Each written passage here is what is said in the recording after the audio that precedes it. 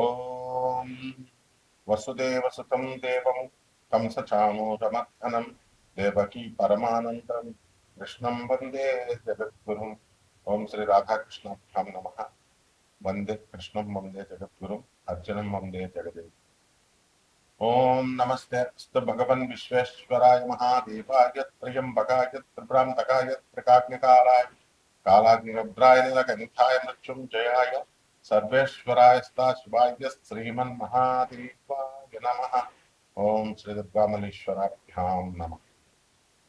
మనకి మహాభారత యుద్ధంలో మనకు వచ్చినటువంటి పాత్రలను కనుక తీసుకుంటే వీళ్ళంతా కూడా 12 రాసులకి చెందినటువంటి వాడు. అలాగే ఈ 27 నక్షత్రాల్లో వీళ్ళందరూ కూడా పుట్టడం, అలాగే మనం కూడా ఆ 27 నక్షత్రాలనే పుడతాం అనుకునేదా సరే సరే. సో ఆ బైఫర్కేషన్ అనేటటువంటి దశ అగ్రిగేట్ చేసి పెట్టారు. వీళ్ళు ఈ నక్షత్రాల్లో పుట్టినటువంటి వాళ్ళు, ఈ పాదాల్లో పుట్టినటువంటి వాళ్ళు, అలాగే ఈ రాసుల్లో పుట్టినటువంటి వాళ్ళు. దాన్ని బట్టి మీకే అర్థమైపోతుంది మీరు ఏ రాశి వాళ్ళు ఏ నక్షత్రంలో పుట్టారో ఆ లక్షణాలను బట్టి. అందువల్లనే ఈ మైథాలజీలో, హిందూ మైథాలజీలో మన మహాభారత ఎపిక్లో మనకి ఉన్నటువంటి పాత్రలను కనుక వాళ్ళు ఏర్కొనేటటువంటి విధానాన్ని బట్టి కౌరవ పార్టీలో ఉండాలా, పాండవుల పార్టీలో ఉండాలా, అట్లా దాన్ని బట్టి మీరు ఏ రాశిలో పుట్టారో ఆ రాశిని మీరు చక్కగా అంచనా వేసుకొని ముందుకెళ్ళచ్చు. ముందుగా మనకి మహాభారత యుద్ధం మనం చూసాం, కురుక్షేత్ర మహాయుద్ధం. దీంట్లో దుర్యోధనుడు మనం తీసుకున్నాం. అతని యొక్క ఆర్మీ ఎంత ఉందంటే అతని సైన్యం 11 అక్షౌహిణుల సైన్యం అన్నమాట. సో ఇది చాలా మ్యాసివ్ అన్నమాట. ఇది మామూలుగా ఉండదు. అండ్ ఈ యొక్క బ్యాటిల్ డివిజన్ లో పాండవులకి 7 అక్షౌహిణుల సైన్యం ఉంది. మరి కౌరవులకి మనం దుర్యోధనుడి దగ్గరికి వచ్చేసరికి ఇతనికి ఎంతమంది అంటే 100 మంది సోదరులు. మొత్తం కౌరవులు 101 మంది. ఆ 101 మందిలో ఒకడు యుయుత్సవ అనేటటువంటి ఆయన పాండవుల పక్షానికి వెళ్ళిపోతాడు. ఇక మిగతా 100 దుస్సాహసులు, మిగతా తమ్ముళ్ళంతా కూడా దుర్యోధనుడితోనే ఉంటారు. సో ఈ విధంగా ఆయన భీష్మ పితామహుడు ముఖ్యంగా మనం తీసుకున్నప్పుడు ఈయన గ్రాండ్ ఫాదర్ వాళ్ళకి మరి ఆయన ఏం చేశాడంటే లాయల్టీ అవనండి, ప్రేమ అవనండి, ఆ యొక్క హస్తినాపురం మీద ఉన్నటువంటి ఈ యొక్క ప్రేమతో ఆయన ఏం చేశాడంటే ఈ యొక్క కౌరవుల మీదే కౌరవ పార్టీలోనే ఉండడం జరిగింది. కాబట్టి భీష్ముడు, ద్రోణాచార్యుడు, కర్ణుడు, అశ్వత్థామ, కృపాచార్యుడు, ఆ తర్వాత శల్యుడు, అలాగే వీళ్ళందరూ కూడా మనకి కౌరవ పక్షాన యుద్ధం చేశారు. అలాగే ట్రస్టెడ్ అడ్వైజర్స్ అండ్ ఈ రిలేటివ్స్ మనం తీసుకున్నప్పుడు శకుని, దుర్యోధనుని యొక్క మామ, అలాగే దుస్సాహసుడు మనకు తెలిసిందే. భాగదత్తుడు అని ఒక ఆయన ఉన్నాడు. ఈయన ఏంటంటే ప్రాగ్జ్యోతిష్పురం అంటే ఇప్పుడు ఉన్నటువంటి అస్సాం, మనం కామాఖ్య టెంపుల్ అంటాం కదా, అక్కడ ఆ దేశానికి రాజు అనమాట. మోడర్న్ డే అస్సాం చెందినటువంటి వాడు. సో ఈ డివాస్టేటింగ్ ఎలిఫెంట్ డివిజన్ ఆయన చేశాడు. అలాగే జయద్రథుడు, సింధు రాజ్యం, ఆ తర్వాత దుర్యోధనుడి యొక్క ప్రధానంగా అన్నమాట అతను భావం. అలాగే కృతవర్మ, వీళ్ళందరూ కూడా నారాయణీ సేనని తీసుకొచ్చాడు. శ్రీకృష్ణ పరమాత్మ తనతో సమానమైనటువంటి నారాయణీ సేన కొన్ని కోట్ల మంది ఉంటారు. మరి వాళ్ళని ఒకవైపు నేను ఒక్కడనే కూర్చుంటాను, నేనేమి యుద్ధం చేయను, సామాన్యంగా మామూలు కూర్చుంటాను అన్నాడు.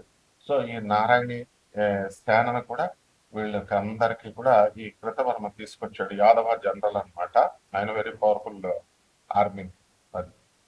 సో అలాగే భూరిశ్రవుడు, ఇతను మొత్తము చాలా డీప్ గా ఈ యొక్క స్కిల్డ్ ప్రిన్స్ అనమాట ఇతను. మరి అటువంటి ఆయన ఈ యొక్క పాండవులతో ఎప్పుడు కూడా లింగరింగ్ రైవల్రీ ఉండేది.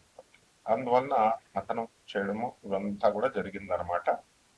సో ఈ 101 మందిలో మనకి యూత్స్ మనం చెప్పాం కదా, అతను హాఫ్ బ్రదర్ అనమాట కౌరవులకి. ఆ తర్వాత ధృతరాష్ట్రుడు గాంధారి యొక్క వేశ్య హ్యాండ్ మైడ్ అని ఉంటుంది. మైడ్, ఆమె పేరు సుఖధ.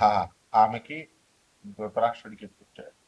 ఆ, దుర్యోధనుడు గాంధారి కడుపులో ఉన్నప్పుడు ఎంతకాలానికి, ఎవరైనా ఒక 9 నెలలు ఉంటారు, ఎంతకాలానికి రాడనమాట కడుపులో నుంచి. ఎందుకంటే అతను కలి, పుట్టబోయేటటువంటి వాడు కలి అవుతాడు, మేనిఫెస్టేషన్ ఆఫ్ కలి. కాబట్టి ఎక్కువ టైము ఉండేసరికి ఈయన ఫ్రస్ట్రేట్ అయిపోయాడు. ఆ, ధృతరాష్ట్రుడు ఏమైనా సరే నాకు ఇల్లీగల్ హెయిర్ కావాలి, నాకు సంతానం కావాలా అని చెప్పేసి వెళ్ళి మేట్తో కలుస్తాడు అనమాట, సంగమిస్తాడు. అక్కడి నుంచి పుట్టిందే యుయుత్సుడు. తర్వాత కీచకుడు కూడా మనకి ఈ యొక్క దుర్యోధనుడి పార్టీలో ఉండడం జరిగింది. ఆ విధంగా గాంధారి, ధృతరాష్ట్రుడు, వీళ్ళందరూ, విదురుడు. ఈ విదురుడు మనకి బయలాజికల్ సన్ అనమాట వ్యాస మహర్షికి. తర్వాత అంబిక అనేటటువంటి క్వీన్ కి, ఆ ఆమె ఆమె had made into the queen Ambika. ఆమె ఆమె పేరేంటి, పరిశ్రమ. అంటే దాసికి వ్యాసుల వారికి పుట్టినటువంటి వాడు ఈ యొక్క విదురుడు అనమాట. ఆయన తర్వాత వీళ్ళంతా కూడా ఇవి పాత్రలు. ఇకపోతే మనకి వచ్చేసరికి పాండవుల్లో మనకు తెలుసు అభిమన్యుడు. కాబట్టి ఉప పాండవులు ఉన్నారు మనకి, ద్రౌపదికి పుట్టినటువంటి వాళ్ళు. అండ్ ఈ అత్యంత దురదృష్టవంతురాలైనటువంటి గాంధారి ఏంటంటే, కెటాస్ట్రోఫిక్ లాస్ జరిగింది ఆమెకి. 100 మంది కుమారులు మరణించడం అన్నమాట. అలాగే అర్జునుడు, అభిమన్యుడు, పాండవులు, యుధిష్ఠరుడు, తర్వాత ధర్మరాజు మనకు తెలిసిందే, యుధిష్ఠరుడు అంటాం ఆయన్ని, భీముడు, నకులుడు, తర్వాత సహదేవుడు, అర్జునుడు, వీళ్ళంతా కూడా పాండవులు. మరి వీళ్ళకి సహాయం చేస్తూ మనకి చాలా మంది, మరి ఈ యొక్క దుష్టధ్యుమ్నుడు, ద్రుపద మహారాజు యొక్క కుమారుడు దుష్టధ్యుమ్నుడు, కమాండర్ ఇన్ చీఫ్ ఆఫ్ అన్నమాట ఆయన మొత్తం పాండవ ఆర్మీ కూడా. అలాగే భీముల కుమారుడైనటువంటి ఘటోత్కచుడు, సాత్యకి, ద్రుపద మహారాజు, విరాట్ మహారాజు, యుయుత్సుడు, వీళ్ళంతా కూడా పాండవుల వైపు పోరాడారు అనమాట. సో ఈ యొక్క పోరాటంలో ధర్మము అనేటటువంటిది గెలవాలి. ఇది శ్రీకృష్ణ పరమాత్మ యొక్క నిశ్చయం. అంటే అసలు దుర్యోధనుడి యొక్క జననం ఎందుకు జరిగిందండి అంటే, దుర్యోధనుడు సెంట్రల్ యాంటాగనిస్ట్ అనమాట ఆయన. అలాగే ఆ ఫేస్ ఆఫ్ అధర్మాకి, అన్రైటియస్నెస్ కి అతను మారుతుంది. ఈయన దగ్గర ఉన్నటువంటి లక్షణం ఏంటంటే జలస్నెస్ బాగా ఎక్కువ, ఫ్యూయల్డ్ బై అన్చెక్డ్ జలస్నెస్. అంటే చాలా జలస్నెస్, గ్రీడ్, దురాశ అనమాట. అండ్ ఈగో ఎక్కువ. అండ్ కాన్స్టెంట్ గా ఈ యొక్క పాండవుల్ని చంపాలి అనేటటువంటి అసాసినేషన్ అటెంప్ట్స్ చేస్తూనే ఉన్నాడు కంటిన్యూస్ గా. సో అలాగే ఈ యొక్క కాంప్రమైజ్ అవరని ఆయన సంధి అని అంటే, ఈ రిఫ్యూజ్ టు కాంప్రమైజ్ అనమాట అతను. ఆ విధంగా అల్టిమేట్ గా ఏమైంది, డివాస్టింగ్ కురుక్షేత్ర వారిని తీసుకురావడము ఇతని యొక్క ఉద్దేశం అల్టిమేట్ గా. సో ఇతను ఎందువలన అలా చేస్తాడు అని అంటే, ఈ యొక్క శ్రీకృష్ణ పరమాత్మ మరి ఈ యొక్క ఆయన మీదకి జరాసంధుడు, మరి కంసుడిని చంపాడు కదా, కంసుడు ఆయన అల్లుడు అనమాట, జరాసంధుడి అల్లుడు. అందువల్ల శ్రీకృష్ణ పరమాత్మ మీద 17 సార్లు బలరాముడి మీదకి వచ్చినప్పుడు కృష్ణుడు కావాలని మొత్తం ఆ సైన్యాన్ని అంతటిని చంపేసి జరాసంధుని మాత్రం కావాలని వదిలేశాడు. ఆయన ప్లాన్ ఏంటంటే, మొత్తము ఎవరెవరైతే రాక్షసులు ఇంకా ఉన్నారో, ఈ ఈవిల్ మైండెడ్ వాళ్ళందరినీ తీసుకొస్తాడు వీడి సైన్యం కింద. అప్పుడు మళ్ళీ వాళ్ళందరినీ తుదముట్టిద్దాం. ఇది శ్రీకృష్ణ పరమాత్మ యొక్క ప్లాన్. అందువల్ల మా మధుర మీదకి 17 సార్లు వచ్చినప్పటికీ కూడా జరాసంధుడిని 5 నిమిషాల్లో చంపవచ్చు ఆయన, కానీ చంపకుండా వదిలేసేటంలో శ్రీకృష్ణ పరమాత్మ యొక్క లక్షణం, ఆ ఉద్దేశం అది. ఆ తర్వాత అతనికి తెలుసు కృష్ణుడికి ఈ యొక్క భీముడి చేతిలోనే జరాసంధుడి యొక్క మరణం ఉంది. కాబట్టి ఈ విధంగా మనకి ఈ యొక్క యుద్ధాలు అనేటటువంటివి జరిగింది. అలాగే మనకి దుర్యోధనుడిని మనం ఎలా చేస్తాము అంటే, అతను ఎర్త్లీ ఇన్కర్నేషన్ ఆఫ్ కలి అనమాట, భూమి మీద పుట్టినటువంటి వాడు ఏంటి, కలి పురుషుడు. కాబట్టి ఈ పర్సానిఫికేషన్ ఆఫ్ ది కలియుగ, కలియుగానికి మారిపోయినప్పుడు మారు రూపం. అంటే ఇక్కడ ఏంటంటే age of darkness and wise ఉంటుంది. అండ్ ఇక్కడ అజ్ఞానము ఎక్కువగా ఉంటుంది అనమాట. కలియుగంలో ఎవరు చెప్పిన మాట వినరు, ఎవరి మాట ఎవరు వినరు. సో రాదర్ దాన్ ట్రెడిషనల్ గా జీటీ కింద పుట్టకుండా ఆయన ఏం చేశాడు, he was born from portion of the dark నుంచి పుట్టి, డార్క్ ఎంటిటీ నుంచి పుట్టి ఈ యొక్క డిస్ట్రక్షన్ చేయాలి. ఓల్డ్ ఆర్డర్ ని, పాత తరాన్ని అంతటిని కూడా డిస్ట్రక్షన్ చేసి ఎర్త్ ని క్లీన్ చేయాలి. క్లీన్ చేసేసి ఈ కురుక్షేత్ర వార్ ద్వారా క్లీన్ చేసి ముందుకి మళ్ళీ కలియుగానికి తీసుకెళ్లి మళ్ళీ కృతయుగానికి అలా నడపడం కోసం కలిపి ఉంటాడు. సో ఈ విధంగా మనకి ఇన్ని పాత్రలలో మన యొక్క రాష్ట్రాలంతా కూడా 12 రాష్ట్రాలు ఉన్నాయి. ఈ 12 రాష్ట్రాల్లో వాళ్ళ యొక్క క్వాలిటీస్ ని మనం చూసుకున్నప్పుడు ఎవరికి ఏ పాత్రకి ఇష్టం. కొంతమందికి కర్ణుడు ఇష్టం, కర్ణుడు యుద్ధం చేశాడు, ద్రోణాచార్యుడు, భీష్ముడు ఇదంతా చేశారు. ఇంకా మరి కర్ణుడి మీద చాలా సింపతి ఉంటుంది. సో కర్ణుడు చనిపోయినప్పుడు చాలా మంది దేవుళ్ళు ఏడ్చినటువంటి వాళ్ళు చాలా మంది ఉంటారు. ఎవరెవరంటే సూర్య భగవానుడి కుమారుడు, బయలాజికల్ ఫాదర్ కర్ణుడికి, ఆయన ఏడుస్తాడు. తర్వాత శ్రీకృష్ణ పరమాత్మ కూడా ఏడుస్తాడు అనమాట. అంటే అతని లాయల్టీకి, కరేజ్కి, బ్రావరీకి మళ్ళీ అటువంటి వాడు దొరకడు తను కర్ణుడు అనేటటువంటి ఉద్దేశంతో. అలాగే సాల్వ పర్వంలో, శల్యపర్వంలో ఏమని చెప్పబడిందంటే శ్రీకృష్ణ పరమాత్మను అర్జున్ వారు ఇద్దరు కలిసి పార్టీ చేసుకుంటారు, సెలబ్రేట్ చేసుకుంటారు కర్ణుడు చనిపోయినప్పుడు. ఈ విధంగా కాంట్రవర్సీ కూడా కన్వర్స్ గా చెప్తారు. అయితే ఈ రకంగా మనకి ఈ పాత్రలను బట్టి ద్వాదశ రాశుల వారికి అందరికీ కూడా మనకి ఇప్పుడు మనం మీ పాత్రలు దేనికి రిలేట్ అయినా చూసుకొని మనం ఈ ద్వాదశ రాశుల వారికి కూడా ఇప్పుడు రాశి ఫలాలు ఏ విధంగా ఉన్నాయో చూద్దాం. ఒక్కొక్క రాశి వారిగా మనం చూద్దాం. అలాగే ఇప్పుడు ఎవరికైతే ఏ పాత్ర అంటే ఇష్టం ఉంటుందో ఆ పాత్రకి ఎవరైతే ఇష్టపడతారో వాళ్ళది ఆ రాశికి సంబంధించినటువంటి వారు, లేదా ఆ యొక్క పాత్ర. ఇప్పుడు కృష్ణ పరమాత్మ ఉన్నాడు, రోహిణి నక్షత్రంలో పుట్టాడు, వృషభ రాశి. నేను కూడా మరి రోహిణి నక్షత్రంలో పుట్టాను, నేను వృషభ రాశి వారి. అందువల్ల సాధారణంగా కృష్ణుడు అంటే నాకు భక్తి ఎక్కువ, ప్రేమ ఎక్కువ.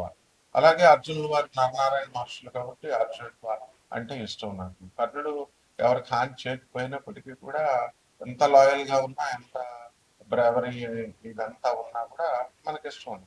అలాగే మీరు కూడా మీ యొక్క రాశి వారికి మీకు ఈ పాత్రలు నేను చెప్పాను కదా, ఆ పాత్రని బట్టి మీరు ఒక్కొక్కటే అన్వయించుకోవచ్చు. ఆ రాశిని చూసుకోండి ఒక్కొక్కటి. ఓకే, ఇప్పుడు ఒక్కొక్క రాశి వారిగా మనం చూద్దాం. మకర రాశి. ఈ మకర రాశి వారికి అందరికీ కూడా అష్టమంలో ఉన్నటువంటి ఈ యొక్క శుక్రగ్రహము, కేతుగ్రహ ప్రభావాలు జూలై 4 తర్వాత కొంచెం తగ్గడం జరుగుతూ ఉంటుంది. శుక్రుడు తగ్గిస్తూ ఉంటాడు. అందువలన ఎంతసేపు కూడా ఒంటరిగా ఉండడము, ఆలోచనలు ఏదో చేయడము, కొంచెం డిప్రెషన్లో ఉండడము, ఇలాంటివన్నీ కూడా మకర రాశి వాళ్ళు చేస్తారు. అయితే ఈ యొక్క శుక్రుడుతో కలవడం వల్ల కాస్త ప్యాసిఫై చేసి వాటిని నలిఫై చేస్తాడు ఆ ఎఫెక్ట్స్ని. ఆ విధంగా స్త్రీలందరూ కూడా మీకు వ్యతిరేకం అవడానికి అవకాశాలు ఉంటాయి. అలాగే మీ భార్యాభర్తలు ఇద్దరు కూడా కొట్లాట్లు కొని కోర్టులకు ఎక్కినటువంటి పరిస్థితులు కనబడుతున్నాయి మకర రాశి వాళ్ళకి. భార్యాభర్తలు ఇద్దరు కూడా దూరంగా ఉండడం, ఇలాంటివన్నీ కూడా కొంతమంది విషయాల్లో జరుగుతాయి. అలాగే ట్రాన్స్ఫర్ల కోసం వేరే వేరే ఊర్లలో ఉన్నటువంటి వాళ్ళందరికీ కూడా మకర రాశి వాళ్ళకి ట్రాన్స్ఫర్లు ఒకే ఊరికి రావడం అనేటటువంటివి జరుగుతాయి. అలాగే ఈ యొక్క జూలై 7 తర్వాత బుధుడు మీకు వ్యాపారాల్లో అధికమైనటువంటి పెట్టుబడి పెట్టాల్సినటువంటి అవసరం ఏర్పడుతుంది. కన్స్ట్రక్షన్ కంపెనీలు ఇవన్నీ కూడా డెవలప్ అవడానికి అవకాశాలు ఉన్నాయి. అలాగే జూలై 24 తర్వాత బుధుడు వక్రించి మనకి మిథున రాశిలో ఉన్నాడు. ఆ కారణంగా మీరంతా కూడా ఎక్కువ పెట్టుబడిని ఈ యొక్క కన్స్ట్రక్షన్ ఫీల్డ్లో మీరు పెట్టడం అనేటువంటివి జరుగుతాయి. చిట్టిపాటల వ్యాపారాలు ఎవరైతే చేస్తున్నారో అటువంటి వాళ్ళందరూ కూడా సక్సెస్ఫుల్గా మీరు చిట్టిపాటలు పూర్తి చేస్తారు. అలాగే పాడుకున్నటువంటి వాళ్ళందరూ కూడా కట్టేసేయాల. కానీ ఆర్థికంగా మీ ప్రాబ్లమ్స్ రావడం వల్ల ఈ యొక్క 24 తర్వాత నుంచి కొంచెం లేట్‌గా బద్ధకంగా చేయడం అనేటటువంటిది జరుగుతూ ఉంటుంది. అలాగే ఈ రాశి వారికి అందరికీ కూడా ఈ కుజుడు వృషభ రాశిలో ఉన్నాడు. కాబట్టి మగపిల్లలందరూ కూడా వాళ్ళ సంతానం అంతా కూడా మీకు మిమ్మల్ని ఏడిపించడం అనేటటువంటిది జరుగుతూ ఉంటుంది. వాళ్ళ యొక్క సెటిల్ అవ్వలేదు ఇంకా పిల్లలు అనేటటువంటి చింతన అనేటటువంటిది చాలా ఎక్కువగా మీకు ఉండడం అనేటటువంటిది జరుగుతాయి. అయితే రకరకాల వ్యాపారాలు మీరు చేయడం అనేటటువంటిది జరుగుతాయి. వ్యాస మహర్షి అదేవిధంగా ఈ యొక్క కుంతి మరి వీళ్ళు ఈ యొక్క మకర రాశిలో మీకు జన్మించడం అనేటటువంటిది జరిగింది. కాబట్టి ఆ యొక్క పోలికలు అనేటటువంటివి మీకు దగ్గరగా ఆ రాశి వారికి ఉంటాయి. కాబట్టి మకర రాశి వారికి మనం ఏమిట్రా అంటే రాహువు మనకి ధనస్థానంలో ఉన్నాడు కాబట్టి నోటికి సంబంధించి దురుసుగా మాట్లాడటము లేదా నోటికి సంబంధించినటువంటి వ్యసనాలు రావడానికి అవకాశాలు ఉన్నాయి. కాబట్టి రాహు జపం చేసుకోండి, రాహు స్తోత్రాలు చదవండి, రాహుకి కిలోం పావు మినుముల్ని ఆవుపేట రంగు ఉన్నటువంటి వస్త్రాన్నిచ్చి పేద బ్రాహ్మణికి దానం చేసుకోండి. దశ మహావిద్యల్లో ఒకటైనటువంటి మహాకాళి అమ్మవారి యొక్క హోమాన్ని మీరు మీ ఇళ్లలో చేసుకోండి. అలాగే రావి చెట్టుని మీ ఇంట్లో పెంచుకుంటూ తులసి చెట్టుకు పూజ చేసే విధంగా మీరంతా కూడా పూజ చేసుకోండి. బ్రహ్మాండంగా మీరు రావి చెట్టు పెద్ద అయిన తర్వాత బయట వేయచ్చు. అలాగే మీ సోదరులు కూడా శని వక్రించి కుంభ మీనరాశిలో ఉన్న కారణంగా డెవలప్ అవడానికి అవకాశాలు ఉంటాయి. ఇవన్నీ కూడా చేసినట్లయితే శుభమస్తు.